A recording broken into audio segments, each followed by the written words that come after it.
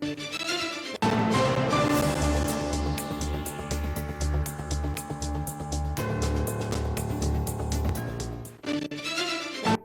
के बाद आप सभी का एक बार फिर से स्वागत है। नमस्कार, मैं हूं रत्ना और आप देख रहे हैं केकेडी न्यूज। वक्त हो चुका है बुलेटिन का। शुरुआत करते हैं लखनऊ की इस खबर से, जहां आपको बता दें कि एक महिला सिपाही की गुंडई का वीडियो वायरल हो रहा है।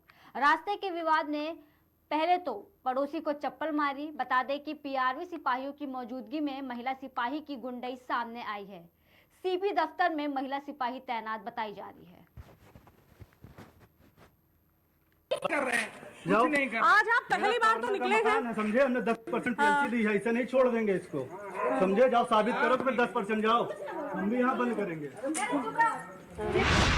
ये शाम लगभग 6 बजे के आसपास रुक करते अगली खबर की ओर। खबर बांदा से है, जहां लफ्ज जिहाद और धर्मांतरण का विरोध करना बजरंग दल के कार्यकर्ताओं को भारी पड़ गया।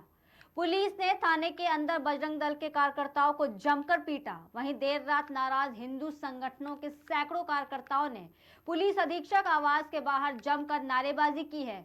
पुलिस अधीक्षक का पुतला फूंकने का प्रयास भी किया गया। आवास के बाहर पुलिस के अधिकारियों ने पहुंचकर कार्यकर्ताओं को समझाने की कोशिश की। मौके पर पहुंचे अपर पुलिस अधीक्षक ने पूरे मामले की जांच कर कार्रवाई कराने का भरोसा दिलाया। वहीं अपर पुलिस अधीक्षक ने पूरे मामले की जांच सीओ सदर को सौंपी और जांच के बाद कार्रवाई करने का आश्वासन दिया।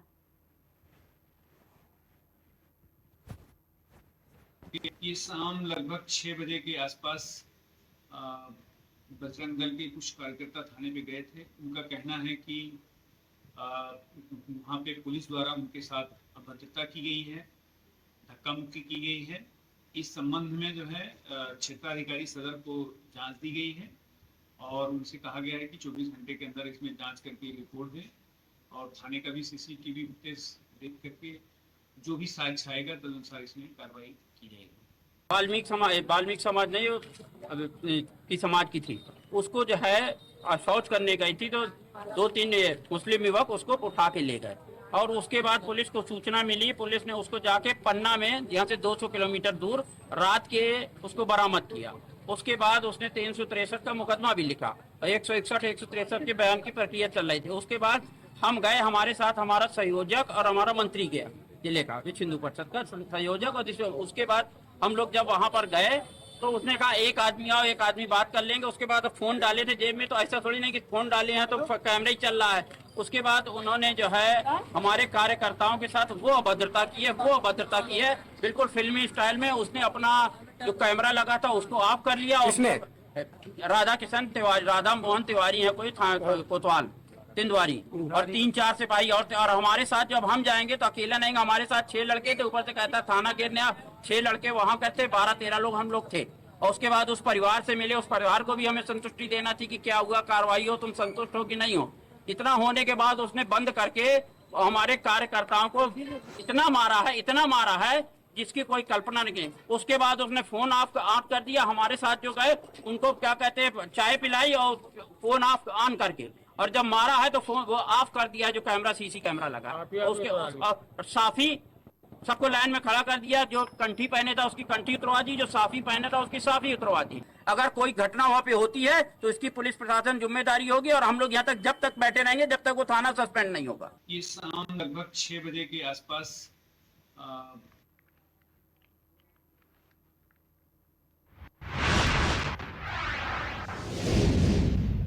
रुक करते अगली खबर की ओर। खबर चित्रकूट से है, जहां बागेश्वर धाम के पंडित धीरेन्द्र शास्त्री धर्मनगरी चित्रकूट पहुंचे। बता दें कि अपने गुरु पद्म विभूषण जगत गुरु स्वामी रामभद्राचार्य से उन्होंने मुलाकात कर आशीर्वाद प्राप्त किया। वहीं बता दें तुलसी पीठ में तकरीबन आधे घंटे अपने गुरु के चरणों पर धीरेन्द्र शास्त्री बैठे रहे।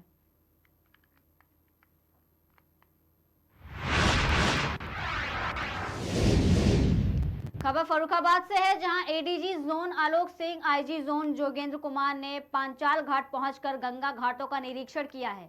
एडीजी जोन आलोक सिंह ने बताया कि कांवड़ यात्रा में किसी तरह की अव्यवस्था ना हो, जिसके लिए पुलिस कर्मियों को निर्देश दिए गए।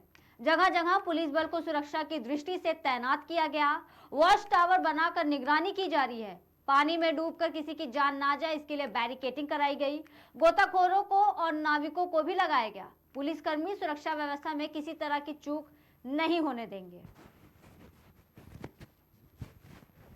ये श्रावण मास का ये बहुत बड़ा उत्सव है और यहाँ पर आप देख रहे हैं दोनों घाटों पर पुलिस की व्यवस्था, प्रशासनिक व्यवस्था की गई है। विशेषकर यहाँ पे जो श्रद्धालु आते हैं बहुत दूर दूर से आते हैं, लखीमपुर खीरी तक से, यहाँ पर बाराबंकी तक से आते हैं, तो उन सभी की सुरक्षा के लिए यहाँ पर व्यापक प्रबंध किए गए हैं। यहाँ पे जल पुलिस जो है, जल पीएसी है, वो डिप्लॉय की गई है अपने गोताखोरों के साथ। स्थानीय स्तर पे प्रशासन ने कुछ गोताखोर जो स्थानीय हैं उनकी तैयारी करी है। पूरी वाटर बैरिकेड किया गया है जिससे कि जो सेफ एरिया है केवल उसी में लोग स्नान करें, वहीं से गंगा जल एकत्रित करें।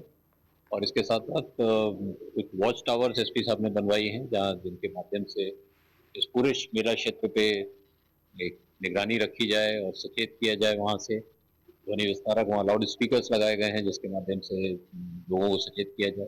और ये जो पुल है मेरी बाईं तरफ, उस पर ट्रैफिक को सुचारू रूप से जारी रखने के लिए विशेष प्रबंध किए गए हैं। पार्किंग के लिए जो स्थान है उनको चिन्हित किया गया है कि जिससे सुगमता से यहाँ से ट्रैफिक का आवागमन हो सके और श्रद्धालु जो दूर से आए हैं वो सुरक्षित और सेफ और सुरक्षित अपने अपने स्थान पर जिस श्रद्धा भाव से आए वैसे वापस आए। ये श्रावण मास का ये बहुत बड़ा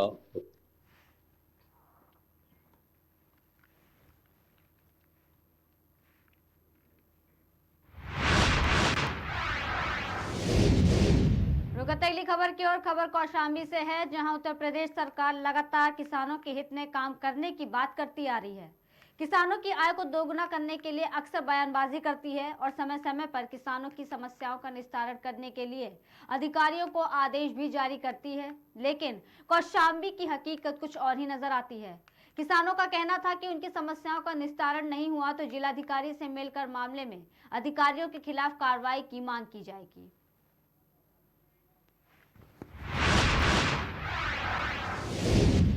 अगली खबर की ओर। खबर फर्रुखाबाद से है जहां कमालगंज के ग्राम पंचायत खेम रगई का एडीएम सुभाष चंद्र निरीक्षण किया गया है। बता दें कि निरीक्षण के दौरान कई दिनों से भी सड़क पर पड़े ट्रांसफार्मर्स को तत्काल हटवाकर दूसरी जगह लगवाने के लिए जेई को निर्देश दिए गए। ग्रामीणों को हर संभव मदद करने का भरोसा दिया गया। सैनिक के लगभग 100 किसान आए हुए हैं और इनका ये कहना है कि इनके गांव में जो नलकूप संख्या 6 है वो खराब है जिससे सिंचाई की दिक्कत आ रही है। अभी मेरे द्वारा तुरंत इनके उच्च अधिकारियों से वार्ता करके इस समस्या का तत्काल समाधान कराया जाएगा। ये सैनिक के लगभग 100 किसान आए हुए हैं।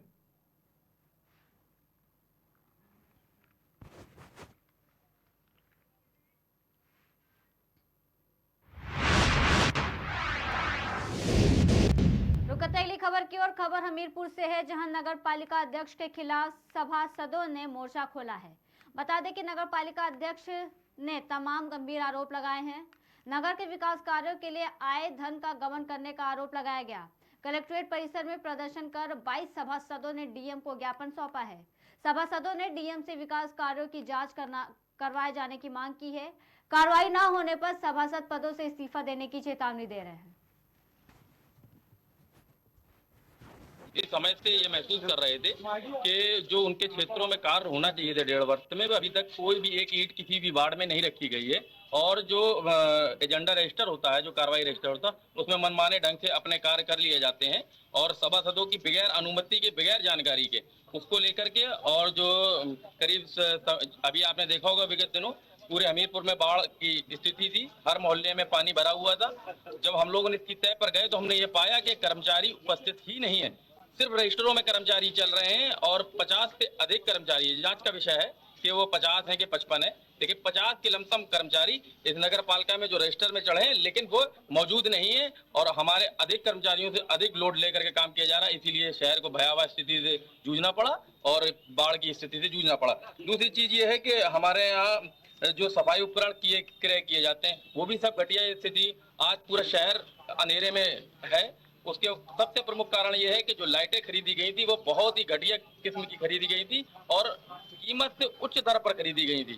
क्या कहना है कि नगर पालिका में भ्रष्टाचार का बोलबाला है? बिल्कुल बिल्कुल, ये एक नेक्सस बना करके नगर पालिका को लूटा जा रहा है। जांच का विषय है कि सब प्रमुख पदों पर एक ही सजाती है और सबसे बड़ी बात यह है कि सभी एक दूसरे के रिश्तेदार हैं जो प्रमुख पदों पर करके नगर पालिका को लूट रहे हैं। इस शहर की जनता किया जाए। हम सभासदों ने समझा कि हमारी जिम्मेदारी है, जनता ने हमें वोट दिया है तो हमने अपनी जिम्मेदारी को समझते हुए माननीय जो जिलाधिकारी महोदय को अवगत कराया कि इस समस्या को समाधान कीजिए, अन्यथा की स्थिति में हम लोग पैदल माननीय मुख्यमंत्री योगी आदित्यनाथ जी के पास जाएंगे और पैदल जाएंगे, और अगर यदि हमारी बात नहीं मानी गई तो हम सारे लोग इस्तीफा देने के लिए विवश होंगे। तो जिलाधिकारी ने क्या आश्वासन? देखिए, जिलाधिकारी महोदय ने हमें आश्वासन दिया है कि वो जल्द से जल्द इसमें कार्रवाई करेंगे और हमें उम्मीद है कि जिलाधिकारी महोदय इस पर कार्रवाई करेंगे। यदि कार्रवाई नहीं हुई, हमने आपको फिर पहले बताना चाहता हूँ कि हम इस्तीफा देने पर मजबूर होंगे और माननीय मुख्यमंत्री जी के पास पैदल हमीरपुर से लखनऊ जाने का काम करें। इस समय से ये महसूस कर रहे थे कि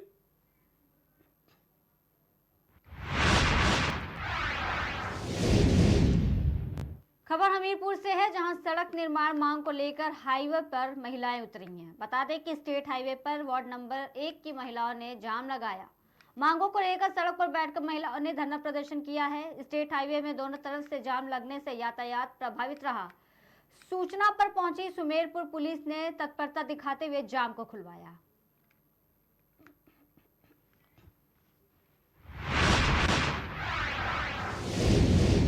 खबर अमरोहा से है, जहां आपको बता दें कि शंभू इंटर कॉलेज आदमपुर में विलेज डेवलपमेंट एजुकेशन ऑर्गेनाइजेशन के तत्वाधान में प्रतिभा सम्मान समारोह का आयोजन किया गया, जिसमें हाई स्कूल और इंटर की कक्षाओं में टॉप आने वाले मेधावी छात्र और छात्राओं को पुरस्कार देकर सम्मानित किया गया। कॉलेज के प्रबंधक मुदित गुप्ता ने कहा कि छात्र छात्राएं प्रतिस्पर्धा के दौर में स्वयं को तैयार करके आगे बढ़े।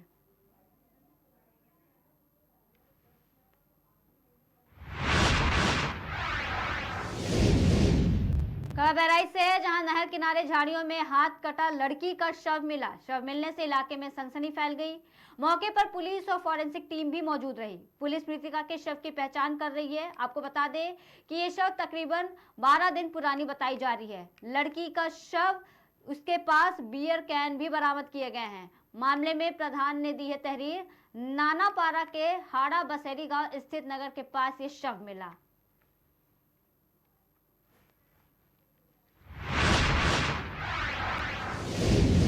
रुक करते अगली खबर की ओर। खबर देवास से है, जहां जिले के बढ़िया से अयोध्या के लिए 100 श्रद्धालुओं का बस द्वारा जत्था रवाना हुआ। बता दें, हाट पीपलिया विधानसभा के अंतर्गत विधायक मनोज चौधरी के नेतृत्व में आज लग्जरी बस से बढ़िया मांडू गोला 4 से 5 गांव की 100 सवारी को मनोज चौधरी ने हरी झंडी दिखाकर रवाना किया।